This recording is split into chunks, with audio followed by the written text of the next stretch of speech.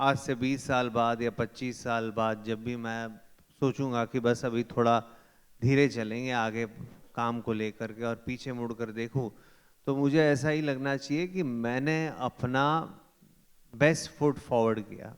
मैंने मेहनत में कोई कमी नहीं छोड़ी, मैंने ईमानदारी से सारी चीज़ें की और उसका मुझे सेटिस्फैक्शन होना चाहिए। कोई ना कोई ऐसी चैलेंजेस हमारी लाइफ में आते हैं जिसके कारण कभी कभी हमें लगता है कि बहुत डिफिकल्ट हो गया होगा। आम आदमी हम जाके किसी को कह भी देते हैं यार मुझे ये प्रॉब्लम है, लेकिन आपके लिए तो कई बार ये भी चैलेंज होता होगा कि किसको जाके कहें क्या करें। So what was your lowest point in your career? ये यहाँ पे तो हमारा प्रोफेशन में ऐसा कोई कुछ काम नहीं है जो हम छुपा के कर सकते हैं, क्योंकि आप लोग ही तय करते हो कि हम ये काम सक्सेसफुली कर पाए या नहीं कर पाए। नहीं कर पाए तो हम उसका भी जिम्मा ले लेते हैं, और सक्सेसफुली कर पाए तो उसकी भी खुशी मनाते। तो मज़ा है इसका। लोग बोलते हैं बड़ा डिफिकल्ट होता होगा, ऐसे डिफिकल्ट तो होता है, लेकिन इतना एंजॉय करते हैं हम अपने काम को कि ये सारी डिफिकल्टीज ना के बराबर हो जाती है।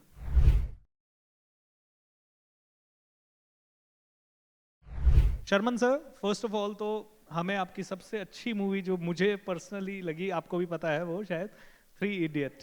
एंड थ्री इडियट मूवी में जो आपका कैरेक्टर था that was really really amazing. तो मैं आपसे पूछना चाहता हूँ कि what did you personally learn from that character, क्योंकि मैं मोटिवेशनल स्पीकर हूँ, कोच हूँ, तो मुझे तो लर्निंग से ही उसी ओरिएंटेशन में मैं आपसे ज़्यादा बात करूंगा। What did you personally learn from that that movie? Personally learned was a plethora of things, because I think I was working with such fantastic people such as Vinod Chopra sir, Raju Irani sir, Amir Khan. So on the professional level, there was a plenty learning, lot to observe, lot to incorporate into my professional life. So that was the personal advantage in terms of the professional point of view. But as a human, I think the script taught me a lot of things, a lot of finer aspects about how life should be looked at, dealt with, and approached with utter excitement, utter optimism, and utter faith for the best results possible with realistic goal setting. तो बहुत सारी चीज़ें हैं, एक एक ऐसा कोई एक ऐसी चीज़ नहीं है जिससे जिसे मैं समझ पाया और जिससे मैं इंस्पायर हुआ। ओवरऑल जैसा हम सब जानते हैं, ये फिल्म एक बेहतरीन फिल्म बनी है और लिखी गई है। सबसे पहले इतनी अच्छी तरह से इसे इसे लिखा गया है इस फिल्म को, जिससे उसके बाद ऑफ कोर्स उसका प्रेजेंटेशन इतना खूबसूरती से किया गया कि ये फिल्म यादगार बन के रहेगी, और बन के रहेगी बहुत शायद सालों के लिए, for many decades. So yes. Sharman sir, लोगों ने आपको स्क्रीन पे, हम लोगों ने तो आपको स्क्रीन पे देखा है, meeting you for the first time. थोड़े दिन पहले प्रेम चोपड़ा सर से मिलने का मौका मिला था, आपके घर पे आया था मैं वहाँ सर से मिलने। और तो मैं आपसे पूछना चाहूँगा, रियल लाइफ में जो आप हैं वो हमने देखा है, बट रियल लाइफ में शर्मन जोशी की सबसे खास बातें क्या है? Specially what do you like about yourself personally? That I don't like to talk about myself. अभी मैं अपनी ये अच्छाई बड़ाई कैसे करूं? इतना ही मैं ही समझ लो, एवरीथिंग इज अप देयर। तो गॉड ब्लेस या, God is been kind, born with a talent which was God gifted. My parents, उन्होंने सब ने भी ये फील्ड में मेहनत की थी, उनके बदौलत भी भगवान ने शायद ये आशीर्वाद दिया होगा।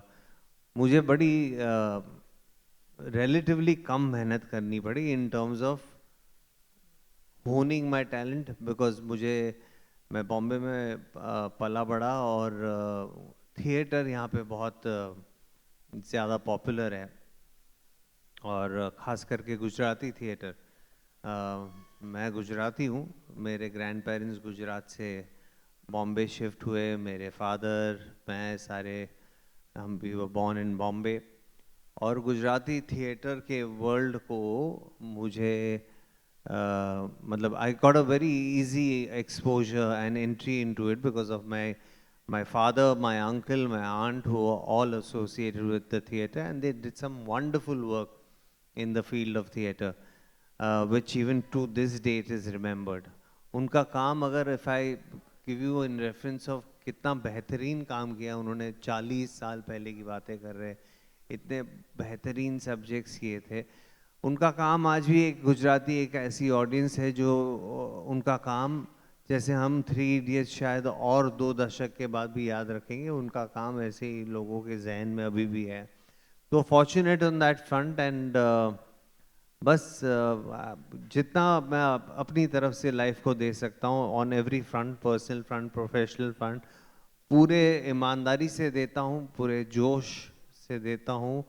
और ये हमेशा समझ के चलता हूँ कि जब आज से 20 साल बाद या 25 साल बाद जब भी मैं सोचूंगा कि बस अभी थोड़ा धीरे चलेंगे आगे काम को लेकर के, और पीछे मुड़कर देखूं, तो मुझे ऐसा ही लगना चाहिए कि मैंने अपना बेस्ट फुट फॉरवर्ड किया। मैंने मेहनत में कोई कमी नहीं छोड़ी, मैंने ईमानदारी से सारी चीज़ें की, और उसका मुझे सेटिस्फैक्शन होना चाहिए। फिर मैं जहाँ तक पहुँचना चाहता था वहाँ तक पहुँचा या नहीं, वो सेकेंडरी हो जाएगा, लेकिन मेरी ईमानदारी और मेरी मेहनत में कोई कमी ना होनी चाहिए, और बस यही कोशिश कर रहा हूँ। क्या बात है। एक कैटेगरी पर्सन के लिए एक कैटेगरी तालियां तो होनी चाहिए, and such a lovely. Sharman sir, चाहे इंसान किसी भी लेवल पे हो, कोई ना कोई ऐसी चैलेंजेस हमारी लाइफ में आते हैं जिसके कारण कभी कभी हमें लगता है कि बहुत डिफिकल्ट हो गया होगा, एंड वो समय थोड़ा डार्कनेस होता है। और मैंने ये सुना है, और जितने भी फिल्म स्टार्स के मैं टच में आया हूँ, मुझे ये जाना है कि हर किसी की लाइफ में कोई ना कोई एक बड़ा डिफिकल्ट पॉइंट आता है। हम लोग तो आम आदमी, हम जाके किसी को कह भी देते हैं यार मुझे ये प्रॉब्लम है, लेकिन आपके लिए तो कई बार ये भी चैलेंज होता होगा कि किसको जाके कहें, क्या करें। So what was your lowest point in your career, and उस लोवेस्ट पॉइंट से आपने बाउंस बैक कैसे किया, या समथिंग एल्स हैपन, क्या हुआ? That will be a very nice thing. देखिए, एक्टर तो मैं बनने वाला था, वो मैंने तय कर लिया था। There were 3 options before I decided this, businessman बनता या तो फिर लॉ स्टडी करता। लेकिन एक बार मैंने तय कर लिया, एंड मैं तय करने से पहले बहुत बार सोचता हूँ, बहुत ज़्यादा सोचता हूँ, बट उस सारी सोच समझ के बाद और रियलिस्टिक गोल सेटिंग भी किया था। मुझे ये कॉन्सेप्ट स्कूल में मैंने समझा था, जैसे हम सभी ने कहीं ना कहीं सुना होगा या समझा होगा स्कूल के वक्त ही, कि अपनी क्षमता जानना बहुत ज़रूरी है, और हम उस क्षमता को लेकर किसी भी फील्ड में हो, कैसे हम बेस्ट काम कर सकते हैं, कितना हम काम कर सकते हैं खुद के साथ। बेसिकली सबसे पहला आई थिंक नियम होना चाहिए इज दैट हम खुद के साथ ईमानदार रहें। खुद को ही झूठ बोलेंगे तो फिर तो मतलब गाड़ी पटरी पे चढ़ ही नहीं पाएगी। तो खैर, खुद से ईमानदार है, और सोचा कि अभी एक्टिंग शायद मैं कर पाऊंगा। कहाँ तक पहुँचेंगे, कहाँ नहीं पहुँचेंगे, वो तो ऊपर वाले ने जो तय किया होगा वैसे ही होगा, और वो देखेगा कितनी ईमानदारी, जैसे मैंने कहा, और मेहनत से मैं काम कर रहा हूँ। तो इसी ख्याल के साथ मैंने अपना ये करियर शुरू करा। लोएस्ट पॉइंट करियर का होता है जब आप शुरुआत कर रहे होते हो किसी भी करियर को लेकर के, क्योंकि तभी आपको बिल्कुल पता नहीं है आपकी जर्नी कहाँ, या आपकी जर्नी शुरू भी होगी या नहीं। तब मैंने सोचा था कि मैं अगर एक फिल्म का भी हिस्सा बन पाऊंगा तो कम से कम मैंने जो सोचा था वो सही रहा, और उसका मुझे खुद पे बहुत गर्व रहेगा। और अगर ऐसा नहीं हुआ तो ठीक है, मैं अपने अपने आप को माफ़ करना बड़ा आसान रहता है, तो अपने आप को माफ़ कर दूंगा। और ये जिम्मेदारी पूरी मैंने अपने पे ली थी, किसी के कहने से, सुनने से कोई और भी मेरे साथ इसमें हिस्सेदार रहेगा नहीं। ये सिर्फ मेरी जर्नी रहेगी। अच्छा होगा तो भी, मतलब ऑफकोर्स सबका सपोर्ट रहा है, और मैं जब टेक ऑफ नहीं हो रहा था तभी भी सबका सपोर्ट रहा था, लेकिन किसी को उसका भार उठाने की एक वजह ना बने, उसका मैंने बहुत ध्यान रखा था। तो खैर, तो लोएस्ट पॉइंट्स होता है जब आप शुरुआत कर रहे हो, आपको पता ही नहीं लगता है कि आप अंदर से जब भी दिल बोलता है कि सही चल रहे हो तो सही चल रहे हो, वो बात मुझे आने वाले समय में फिर एहसास हुआ और मालूम पड़ा। लेकिन उसके बाद जब एक बार आप कुछ काम करते हो, काम एक्नॉलेज होता है, लोग प्यार देते हैं, एक बार दो बार कई बार, तो आपको लगता है कि आप सही जगह तो आ ही गए हो। अभी उसमें उतार चढ़ाव आते रहते हैं जो हर हर किसी के जीवन में आते हैं। हमारे जीवन में आपको उतार चढ़ाव बहुत आसानी से दिखाई देते हैं। एक बिजनेसमैन के जीवन में भी उतार चढ़ाव आते ही रहते हैं, लेकिन बिजनेसमैन में आपको ज़्यादा सामने से देखने वाली चीज़ नहीं है। यहाँ पे तो हमारा प्रोफेशन में ऐसा कोई कुछ काम नहीं है जो हम छुपा के कर सकते हैं, क्योंकि आप लोग ही तय करते हो कि हम ये काम सक्सेसफुली कर पाए या नहीं कर पाए। नहीं कर पाए तो हम उसका भी जिम्मा ले लेते हैं, और सक्सेसफुली कर पाए तो उसकी भी खुशी मनाते। तो मज़ा है इसका। लोग बोलते हैं बड़ा डिफ़िकल्ट होता होगा, ऐसे डिफ़िकल्ट तो होता है, लेकिन इतना एंजॉय करते हैं हम अपने काम को कि ये सारी डिफ़िकल्टीज ना के बराबर हो जाती है। तो सर जब फिल्म का रोल वगैरह मिलता है और तो आपके माइंड में उस समय क्या चलता है? Like do you only think about the role, और डू यू थिंक अबाउट वो रोल कैसा पब्लिक उसके बारे में कैसा सोचेगी, या व्हाट डू यू थिंक? क्योंकि ये मैं इसलिए जानना चाहता हूँ because I really want to know how high performers actually think. जैसे जितने भी बड़े एक्टर्स हैं जिनके टच में आप हैं, प्लस आप हैं, आपने सभी जगह पे काम किया है, तो उस समय में जब वो परफॉर्म कर रहे होते हैं, जब एक्टिंग चल रहा होता है, what is actually there in the mind? तो एक चीज़ आई थिंक मेरे पापा या मैं जिन लोगों के साथ, मतलब सब कुछ या शायद मिला करके, जिन लोगों के साथ early beginning of my career theatre के दिनों में मैंने काम किया, तब ये एहसास हो गया था कि प्रोसेस इनसाइड आउट होना पड़ेगा, आउटसाइड इन नहीं हो सकता है। मतलब मेरे हिसाब से, या जो भी जिन बड़े जानकार लोगों ने मुझे ये समझाया था उनके हिसाब से, कि मैं जो मुझे पसंद आएगा तब काम करूँगा, तभी एज एन ऑडियंस आप भी शायद उसे पसंद करेंगे। अगर मैं आपको प्लीज़ करने जाऊँगा और कुछ ऐसा काम करूँगा जो मैं खुद एंजॉय नहीं कर पा रहा हूँ, तो आपको बिल्कुल बिल्कुल आप एंजॉय नहीं कर पाएंगे। तो ये तो मैं बहुत अर्ली समझ गया था। और दूसरी चीज़ ये है कि मैं जब भी कोई स्क्रिप्ट या रोल आती है मेरे पास, तो हमेशा माई टू गो प्लेस, या जब सबसे पहले मैं किसी से ये बात रीचेक करता हूँ तो वो है अपने आप से, मतलब मेरे दिल से। मैंने कोशिश की है कि अपने दिल को वहाँ तक ही करप्ट करूँ जहाँ तक मैं उसको संभाल पाऊँ, उससे ज़्यादा करप्शन ना ले पाऊँ, ना लाऊं उसमें, ताकि मैं अपना दिल साफ रखूँगा तो सही जवाब मिलते रहेंगे और सही काम होता रहेगा। तो ये दो फैक्टर्स है, इनसाइड आउटसाइड होना चाहिए, और दूसरा दिल अगर कहे कि सही है तो सही है। दोस्तों एक बार तालियां हो जाए जोर से इतने प्यारे प्यारे आंसर्स के लिए। हम में से हर एक इंसान को अपनी प्रोसेस को फॉलो करना है। अगर प्रोसेस इनसाइड आउट है, मतलब जो हार्ट कह रहा है वो करेंगे, तो we will be definitely getting a lot of success. Sharman sir, एक डिफरेंट सवाल मैं पूछना चाहूंगा आपसे। ये डिफरेंट सवाल है फॉर ऑल द पीपल।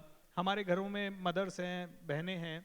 आज हिंदुस्तान में महिलाओं की स्थिति अभी भी काफ़ी सारी चैलेंजिंग है, क्योंकि एक महिला से एक्सपेक्टेशन होता है कि वो घर भी संभाले, काम भी आज की डेट में करे, बच्चे भी संभाले, साफ सफाई, झाड़ू पोछा, बर्तन, कपड़े एंड ये सब। एंड मेरे प्रोग्राम में बहुत सारी लेडीज आती हैं, वो कहती है सर हम इतना करने के बाद भी हमें रिस्पेक्ट नहीं मिलता। तो उनके लिए आपका क्या सजेशन है? What would you like to tell your all the sisters of India कि वो कैसे अपने आप को ज़्यादा वैल्यूएबल, ज़्यादा पावरफुल, ज़्यादा एम्पावर्ड बना सकती है? सिस्टर्स को तो कुछ नहीं, लेकिन ब्रदर्स को ज़रूर कहना चाहूँगा। कई घरों में, मेट्रोज हो, टू टियर सिटीज़ हो, गांवों तक, लोग समझ रहे हैं कि ये जो कंट्रीब्यूशन एक महिला अपने घर की तरफ देती है वो एक बहुत बड़ा कंट्रीब्यूशन है। जब ये कंट्रीब्यूशन सही रहता है, अपनी जगह पे रहता है सब कुछ, तब वो भाई या वो जो बंदा जो बाहर जाता है काम करने को, घर आता है और एक अच्छे सुखी परिवार में फिर से एंट्री लेता है, पूरे काम की थकान उतर जाती है, तो उसकी वजह the lady at home it is. तो वो लोग मेरा ख्याल है एक्नॉलेज कर रहे हैं, अभी बहुत एक्नॉलेज करना बाकी है, समझना बाकी है, जो ना समझे वो अनाड़ी है। तो it's very important that we recognize this immense contribution made by the ladies at home, and also the ladies who are at work and then come back and manage the home. Kudos to them, बहुत बहुत बड़ा काम कर रहे हैं, हमसे कई ज़्यादा मेहनत कर रहे हैं। तो जी, ये समझना और इसे एक्नॉलेज करना बहुत बहुत ज़्यादा ज़रूरी है जी। Absolutely, such a lovely answer and really हम सभी को समझना होगा and I'm telling you यार, हम भी कोई ना कोई चीज़ में गिल्टी हो जाते हैं सर कभी कभी। Sharman sir, three idiot movie का जो कैरेक्टर्स रहे वो जनरली वो कैरेक्टर्स थे जो आम आदमी की एक स्ट्रगल है। एक यंग बच्चा कॉलेज में जाता है, उसके बाद यही रहता है कि उसका दिल कहता है मैं फिल्म इंडस्ट्री में जाऊं, मैं डांसिंग में जाऊं, मैं एक्टिंग में जाऊं, मैं पता नहीं कौन कौन सी चीज़ों में करूं, लेकिन घर वाले, सोसाइटी, सबका प्रेशर रहता है कि जल्दी से जल्दी कमाने लग जा भाई, क्योंकि भाई तेरे पिताजी के पास इतना ही पैसा था, तुझे पढ़ा दिया, अब जल्दी कमा के ला। तो उसको इंजीनियरिंग करवा दिया जाता है, एमबीए करवा दिया जाता है और फिर वो गवर्नमेंट जॉब की तैयारी करता है। आज सर 90% लोग जो हमारे सेमिनार्स में आते हैं उन सभी का ये दुख है। एंड मूवी के थ्रू तो आपने बहुत अच्छा मैसेज दिया, बट शब्दों के थ्रू क्या मैसेजेस देना चाहेंगे यंगस्टर्स को, स्पेशली वो लोग जो टूट जाते हैं अंदर से, जो प्रयत्न करना छोड़ देते हैं, जो एक लेवल के बाद सोच लेते हैं कि अब मेरी डेस्टिनी तो यही है, अब मैं शायद ज़्यादा कुछ नहीं कर पाऊंगा। हमें समझना है कि जब हमारे बड़े बुजुर्ग हमें कुछ कहते हैं कि एक टाइम फ्रेम में एक डिसीजन हो जाना चाहिए, एक अलग स्लैब आएगा फिर दूसरे टाइम फ्रेम में, जब तक वो अगला डिसीजन होना चाहिए, और उसके बाद the following decisions in the time generally stipulated by the elders who have lived life already. Many generations have lived that life. Of course, certain changes will have to be brought about, क्योंकि जैसे जैसे हम progress करें, दुनिया progress कर रही है, modernism के कुछ एस्पेक्ट्स उनको इनकॉर्पोरेट करते हुए ये जो टाइम फ्रेम्स जो उन्होंने सोच समझ के हमें वो लोग सीख देते हैं कि इस टाइम पे ये कर लो तो तुम्हारे लिए अच्छा होगा, उसको जानना समझना बहुत ज़्यादा ज़रूरी है। और उसके बावजूद फिर आपको लगे कि नहीं इस समय मैं ये काम नहीं कर सकता हूँ, तो फिर सही है। लेकिन पहले जो बड़े बुजुर्ग आपको सलाह दे रहे हैं उसको बहुत गौर से और बहुत जिम्मेदारी से उसे समझना ज़रूरी है। मैं समझता हूँ कि हर चीज़ का एक वक्त होता है, अगर वो वक्त को आप रिस्पेक्ट नहीं करोगे, वो वक्त आपको रिस्पेक्ट नहीं करेगा। तो और जिनको लगता है किसी भी कारण सर, वैलिड रीज़न की वजह से, फैमिली प्रेशर के वजह से, जैसे आपने कहा उनको कुछ और करियर चॉइसेस लेने पड़े थे, family compulsions let them to make those choices. Life is short ये भी कहते हैं, लेकिन again there are successful stories, 50 साल की उम्र पे भी, 60 साल की उम्र पे भी बंदे ने नया बिजनेस खड़ा किया और सबसे सक्सेसफुल आदमी रहे हैं। बहुत सारे ऐसे एग्जाम्पल्स हैं। तो it's never too late, it's definitely never too late for anyone. आपको अगर लगता है आपने 10-20 साल गुजार दिए एक ऐसे प्रोफेशन में, करियर में, जिससे आपको कभी लगाव ही नहीं हुआ, और अभी भी आपका दिल कहता है कि आप कुछ और चीज़ करोगे, तो आपको ज़रूर करनी चाहिए। थ्री इडियट मूवी में शर्मन सर ने खिड़की से जंप किया और उनके हाथ वाथ पे चोट लगी, तो इनका सवाल ये है कि ये स्क्रिप्टेड था या ये डायरेक्टर को वहां मूवी बनाते बनाते अचानक से आइडिया आ गया? थ्री इडियट्स ऐसे ही नहीं बनी है, सालों की मेहनत की है, राजू सर की, अभिजात जोशी जी की, विनोद चोपड़ा जी की। ये बहुत इंपॉर्टेंट पहलू है स्क्रिप्ट के, करेक्ट। वो ऐसे ही नहीं डिसाइड किए जाते हैं। ये लोग जब तक they are not sure about every moment, forget इतना बड़ा इंसिडेंट, एवरी मोमेंट, छोटे से छोटी मोमेंट का उन लोगों ने तय नहीं किया है, तब तक वो फ्लोर पे नहीं पहुंचते। तो ये इतना लाइटली नहीं लेते हम लोग अपने काम को, कोशिश करते बहुत ज़्यादा मेहनत डालें। पर आपका सवाल वाजिबी है, लोगों को लगता होगा आजकल नहीं है, अब आजकल तो और भी मेहनत कर रहे हैं, बिकॉज अभी इंटरनेशनल कंटेंट से हम लोग compete कर रहे हैं। How OTT wonderful. प्लेटफॉर्म पे अगर हम थोड़ा काम अच्छा ना देंगे तो आप चले जाओगे वो कोरियन फिल्म देखने या जापानीज फिल्म देखने, सब कुछ अवेलेबल है आपके पास। फिर आप इंडियन कंटेंट को गाली देंगे, जो भी वाजिब है। But how yes, wonderful. नहीं नहीं, ऐसी बात नहीं है, मेहनत करनी पड़ेगी। रिस्पेक्ट तो एक अच्छी बात है, we are proud of being Indians, but we have to work hard ना। या शर्मन सर, दो तीन रैपिड फायर क्वेश्चन ले लेता हूँ फटाफट। What is which is your favourite movie apart from your own performances? लगान, लगान is my favourite movie. What a mammoth task, और कितनी अगेन ऑफबीट फिल्म है, और एक मतलब क्रिकेट मैच होती है, उससे कितना आप कनेक्ट हो गए at the end of it, because random characters हुआ इंट्रोड्यूस थ्रू दैट फिल्म, जिनके साथ आपको फिर मोहब्बत हो जाती है, और फिर वो लोग खेल रहे हो, और फिर आप उनके लिए चीयर कर रहे हो। और बहुत ही कमाल की कहानी थी, बहुत ही गट्सी फिल्म थी, बहुत ही बेहतरीन फिल्म बनी। और नया दौर, अगेन नया दौर भी उसी स्पेस में है, लेकिन वो भी इतनी खूबसूरत फिल्म थी। तो मुझे ऐसी फिल्में बहुत बहुत अच्छी लगती है जी। Very nice. Which is your favourite book? Maybe at least one और two. I am not much of a reader honestly, but आजकल I been bit by the bug of Bhagavad Gita. No, genuinely, I have no religion over here involved, no religion, caste, कुछ भी। But हम सभी को एक ऐसी मतलब knowledgeable किताब, मैं इसको किताब कहूँगा क्योंकि I don't want to give it any other connotation, हमारे पास है। आप चाहे, जैसे कि मैंने बाइबल भी पढ़ी है, ऑलमोस्ट पढ़ी है, पूरी नहीं पढ़ी है। कुरान पढ़ने की इच्छा है, कभी पढ़ूंगा। लेकिन इन द मीन टाइम सारी ऐसे स्क्रिप्चर्स जो है हमारे पास अवेलेबल, वो हमें पढ़ना ज़रूर चाहिए, क्योंकि इतनी बड़ी फॉलोइंग जो है इनको लेकर के ऐसे ही तो नहीं बनी। मैं भगवत गीता पढ़ रहा हूँ फिलहाल, तो उसकी बात करता हूँ कि मतलब आपको किसी भी श्रिंक, श्रिंक कहते हैं ना साइकियाट्रिस्ट, किसी की ज़रूरत नहीं पड़ेगी, खास करके आजकल के बच्चों को। और हमें हमें भी, all of us also at our age, if we read that सारा कुछ, it's a guide to life, every challenge in life, how it has to be met, it's all recorded in that book. And beautiful. how can we not study it? हमें तो उसका अभ्यास करना है, we have to really truly study it, and if need be then study all these three books, so that there is no issue about religion and all of that. but ये सब की पढ़ाई होनी चाहिए बाकायदा क्या बात है। जी।